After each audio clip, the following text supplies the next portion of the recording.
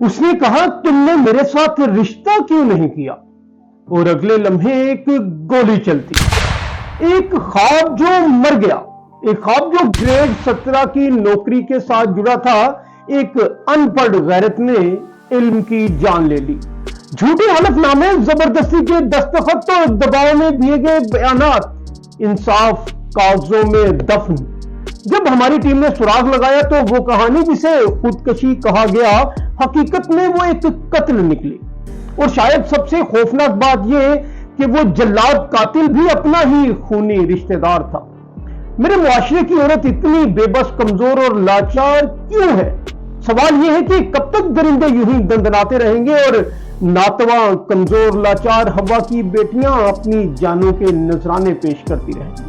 السلام علیکم ناظرین، میں ہوں فاروق چیمہ اور آج میں آپ کو وہ کہانی سنانے جا رہا ہوں جو صرف ایک جرم نہیں، ایک ذہنی بیماری، ایک سماجی ناسور ہے۔ یہ کہانی ہے عتیقہ مظہر کی، 24 سالہ وہ لڑکی جو خواب دیکھتی تھی ایک باعزت زندگی کا، لیکن اس کا خواب اس وقت خون میں نہا گیا جب کسی نے اس کے انکار کو اپنی انا کا جنازہ سمجھا۔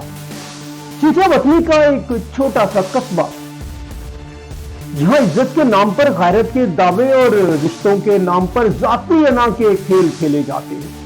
عتیقہ ایم فل کی طالبہ، سرکاری نوکری کے امتحان میں کامیاب اور ایک باوقار مستقبل کے خوابوں میں گم، لیکن قسمت کی دستک ہمیشہ خوشی کی نہیں ہوتی۔ لیکن گھر کے اندر ہی ایک خوفناک سایہ، ایک ماموزاد بھائی جو ان پڑھ تھا اور جس کے لیے عتیقہ کا انکار بھڑکتی ہوئی آگ کی چنگاری بن گیا۔ وہ بدنصیب لمحہ جب سب کچھ ختم ہو گیا۔ 14 اگست آزادی کا دن، اور جب ہر طرف آزادی کے پرچم لہرا رہے تھے، عتیقہ کے گھر پر ظلم کی رات چھا گئی۔ اس کی ماموزاد بھائی نے پسٹل تانتے ہوئے کہا کہ تم نے میرے ساتھ رشتہ کرنے سے انکار کیوں کیا؟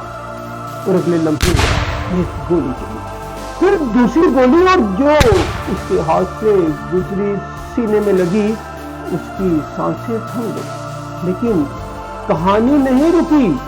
سچائی کو چھپانے کی کوشش، پھر ایک اور جرم ہوا، ایک خاموش جرم کاغذوں پر لکھا گیا۔ یہ خودکشی تھی۔ والدین سے زبردستی دستخط لیے گئے غلط بیانات، جعلی حلف نامے، اور پولیس کی فائل بند کر دی گئی، مگر سچ کبھی نہیں مرتا۔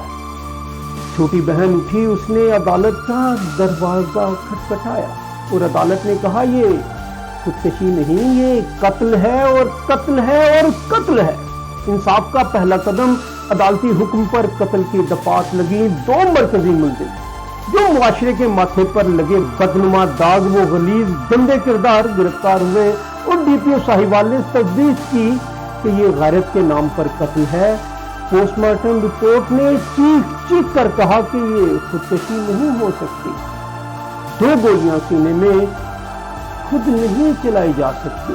یہ صرف جرم نہیں، یہ ایک ذہنی بیماری کی علامت ہے جہاں انکار برداشت نہیں ہوتا۔ یہ عورت کا حق انتخاب مرد کی توہین بن جاتا ہے۔ یہ وہ سوچ ہے جو محبت کو ملکیت سمجھتی ہے اور انکار کو انتقام۔ یہ کہانی صرف چیچا وطنی کی نہیں ہے، یہ ہر اس معاشرے کی آئینہ دار ہے جہاں عورت کی کامیابی مرد کی غیرت کو چبھتی ہے۔ اگر انجام بہتر ہوتا، اگر والدین بیٹی کی آواز بن جاتے، اگر پولیس وقت پر ایکشن لیتی، اگر رشتہ زبردستی نہیں عزت سے ہوتا، تو شاید آج عتیقہ زندہ ہوتی۔ شاید کسی کلاس میں، کسی دفتر میں کسی بچی کو سکھا رہی ہوتی کہ سچ بولنے سے زندگی بدلتی ہے، ختم نہیں ہوتی، اور یہ کہانی بھی ختم نہیں ہوئی اور نہ ہوگی۔ کہانی ابھی چلتی ہے، کیونکہ ہر وہ لڑکی جو نہ کہتی ہے اس کی زندگی اب بھی خطرے میں ہے۔ ہر وہ باپ جو خاموش رہتا ہے وہ بھی قاتل ہے اپنے ہی خوابوں کا۔ یہ صرف ایک کیس نہیں ہے، یہ ایک سوال ہے، کیا عورت کی تعلیم یافتہ ہونے کی سزا صرف موت ہے؟